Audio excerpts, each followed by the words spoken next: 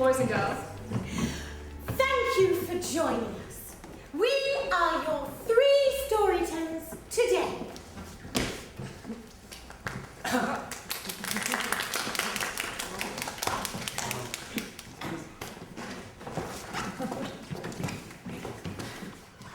We are your 4 storytellers today.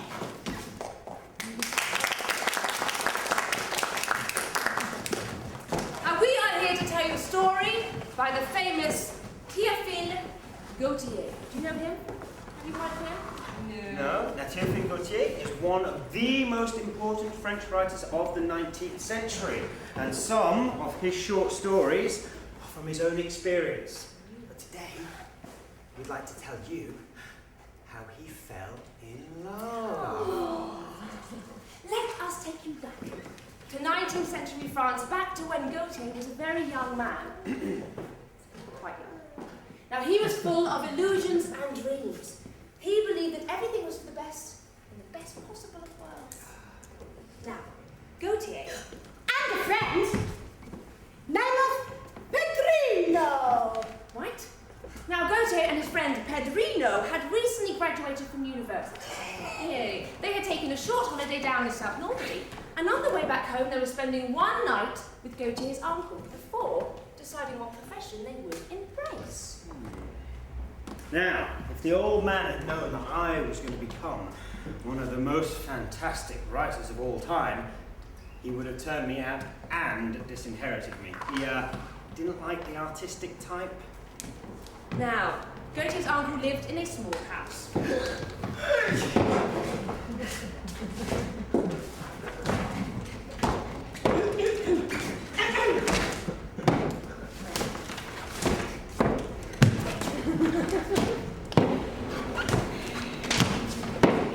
Guess what I do? The small house looked out on one side upon the gloomy Rue des Tournelles. And on the other, upon the gloomy Boulevard Saint-Antoine. Now, between the house and the boulevard, there was a garden with dry old hedges. Old flowers which hung their heads and awaited a sunbeam to dry their rotten leaves. There was an invasion of grass and a pond with water lentils and marsh plants. This was his uncle's garden. Not pretty. And in the middle of the garden there was a very sad building, called of all things, Heart's Delight. The walls bulged outwards. Great pieces of plastering had fallen away and lay on the ground. The windows and the doors didn't close properly. I mean, in a word, Heart's Delight was as sorry a building as one could see. Yeah, it's pretty rubbish. This was where my uncle had put my friend and I. Now, when Gautier and Pedrino had arrived at his uncle's house, they had been walking for a very, very long time. And it had been raining out a lot. And their shoes were weighed down with mud. And by the time they got to his uncle's house, they were exhausted and it was well past sunset. So they rushed inside, shook themselves dry, had a quick dinner.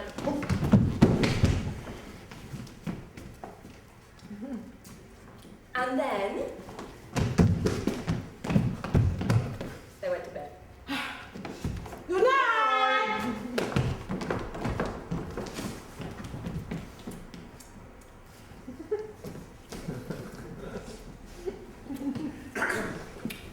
My room was vast, and walking into it, I felt a kind of feverish chill run down my spine. It was as though I was in another world, and nothing had been done to clear anything away. On the dressing table, there was boxes full of powder puffs and combs that looked like they'd been used just the day before. 2 or 3 dresses were strewn everywhere.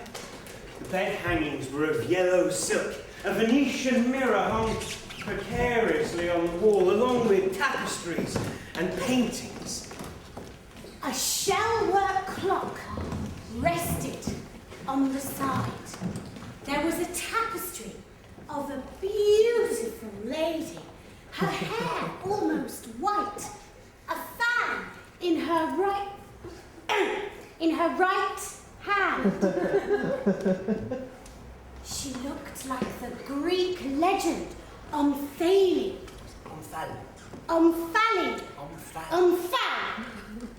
There was a label underneath the picture that read the name. Angela. Such a pretty name.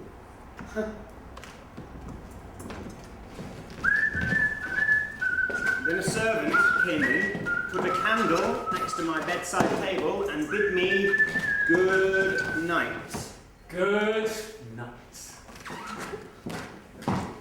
Now I thought that I would be inexpressibly happy to be in such a fine room. But as soon as I was alone, I began to tremble like a leaf. So, he got into his nightclothes, jumped into bed, put his nightcap on, turned against the wall, and tried to get some sleep.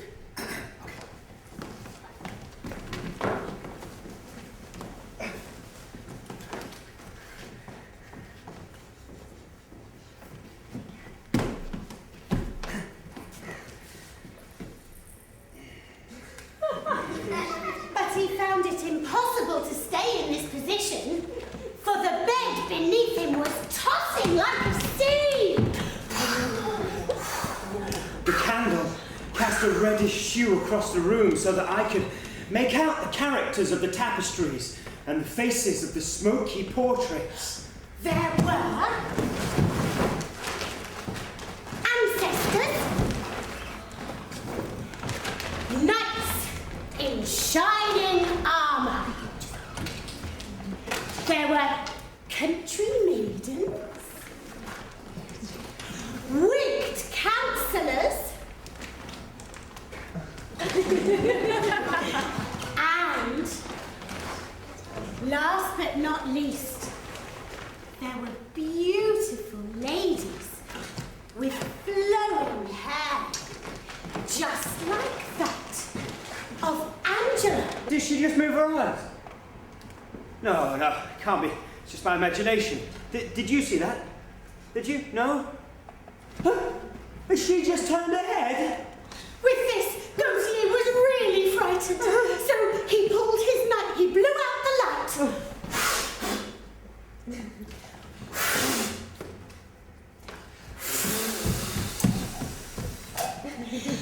Pulled his nightcap over his chin, pulled the sheets up over his head, turned to face the wall, and tried once more to get some sleep.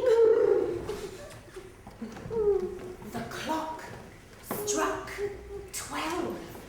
Dong, dong, dong, dong, The dong, last chime dong, resounded for a very long time. dong, And when it had completely died away, dong. when it had completely died away, No, sorry, I can't do this. No, we're going to have to stop. No, I can't tell the story because everybody's going to think that I'm mad. Oh, no, Carl, you want to hear it, don't you? You want to, oh, it's on your chocolate cake, but that doesn't matter. You want to hear it, don't you? You want to hear the story? You sure? Please. Very well. Carry on. strange light illuminated the room. Now, what I had assumed were mere paintings were in fact reality. The eyes of these framed individuals shifted and shone in the most remarkable way. I was gripped with an overwhelming terror. The hairs bristled on my forehead. My teeth started to chatter, so I thought they would fall out. And a cold sweat broke out over my whole body.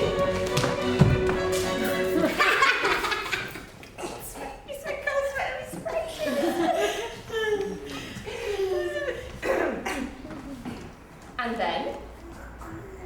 Then, a coffee pot came out of nowhere and did itself a little dance.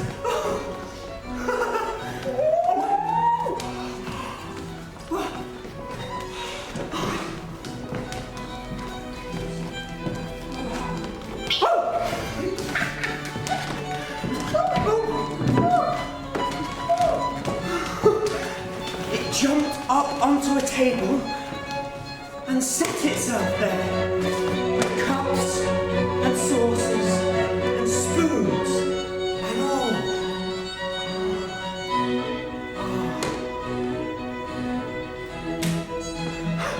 A few moments later, the chairs set about with their funny feet flittering away in the most astonishing way.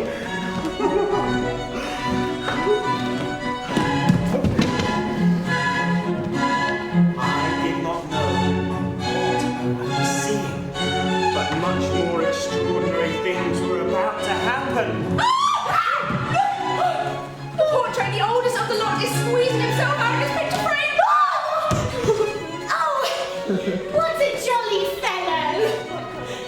He unlocked all the frames and let out what they contained. Well, they were funny-looking priests. Cowboys. There were fine dandies.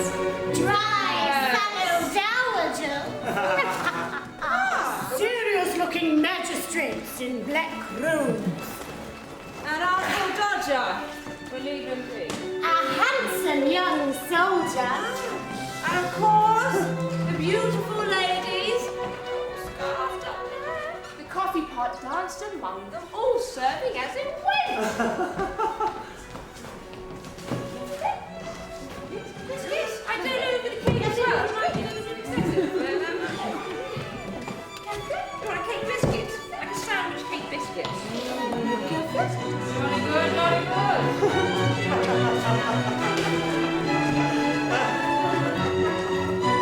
When the coffee was finished, coffee pot, cups, spoons, saucers and all disappeared together.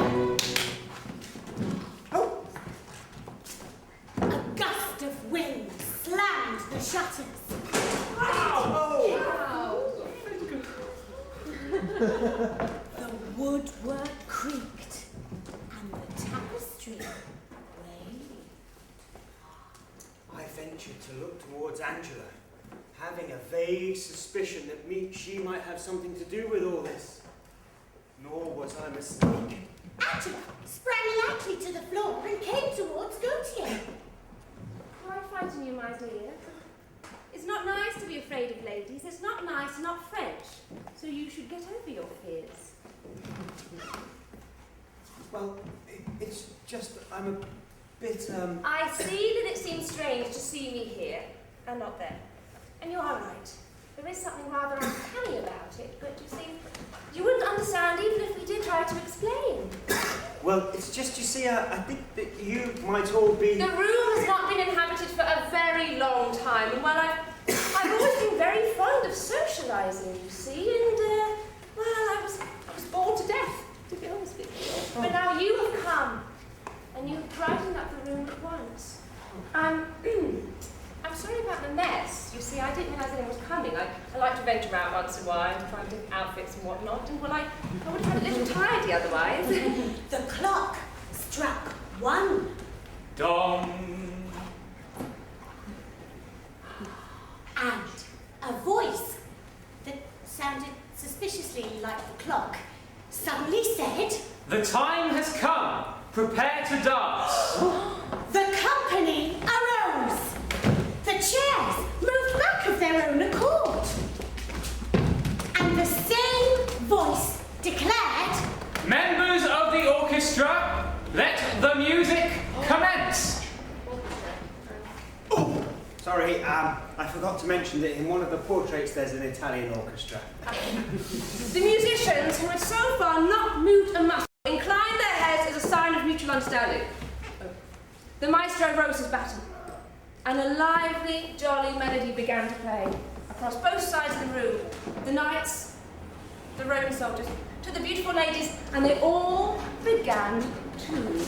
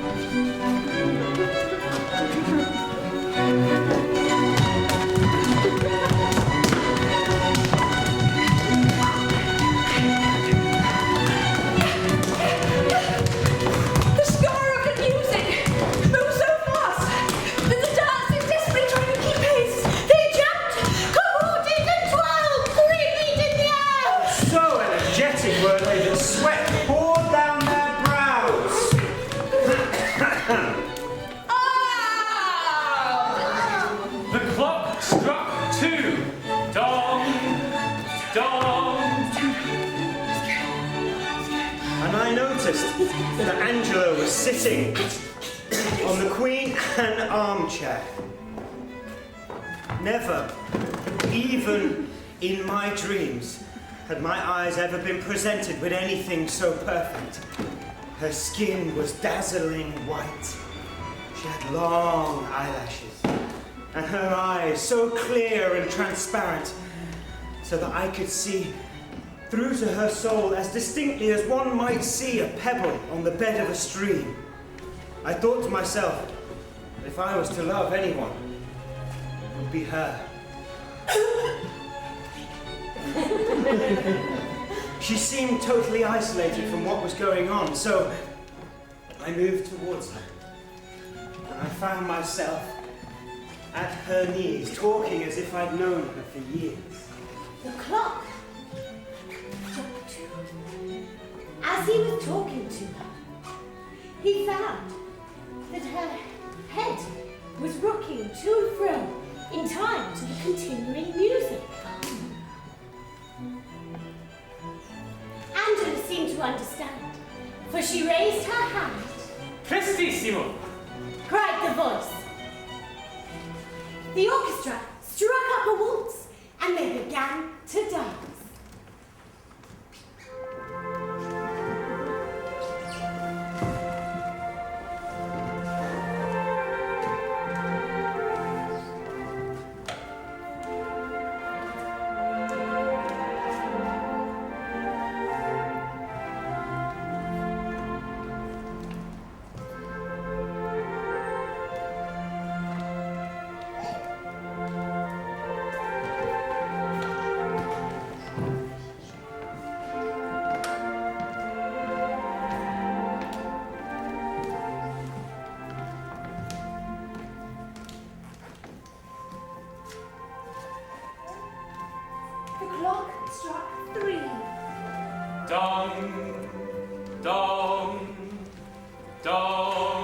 Everyone, amazed at her agility, began clapping and shouting, "Bravo!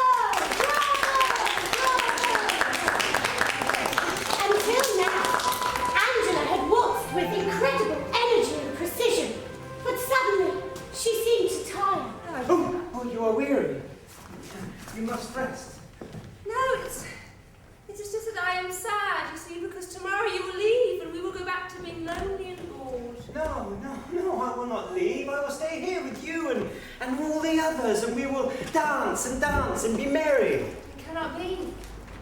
I belong here in my tapestry, and you are young. You belong to the world outside, and you must move on. But you must always remember me. Indeed I will. With this, the clock struck 4. Dong, Dong, dong, Dong, dong. The orchestra began to play one final time. It was a strange music, like that of a lark.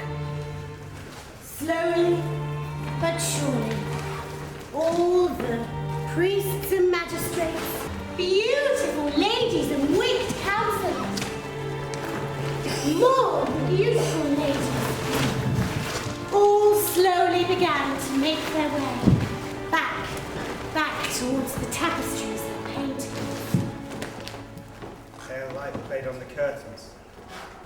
And as Angela saw this, she got up slowly and gestured farewell to Gautier.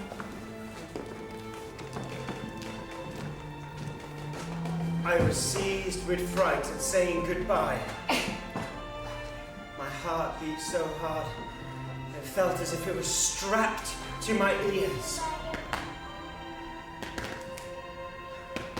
I was so overcome with terror that I fainted.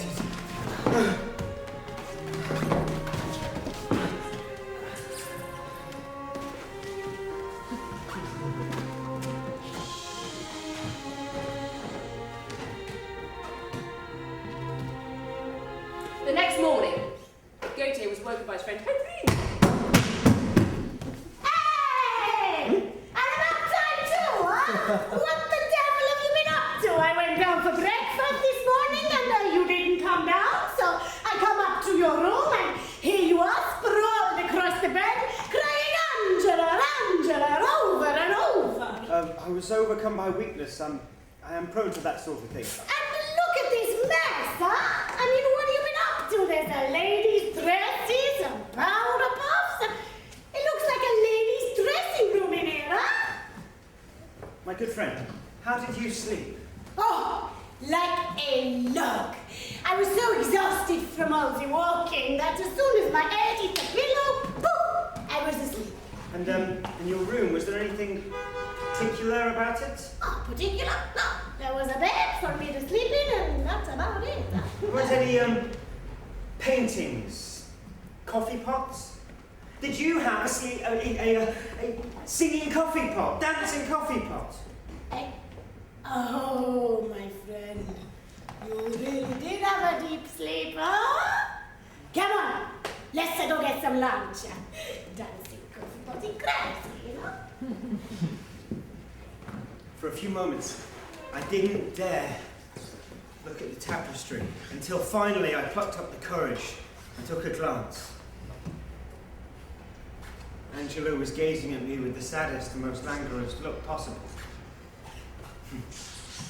But in her hand, instead of her fan, was my nightcap, and I.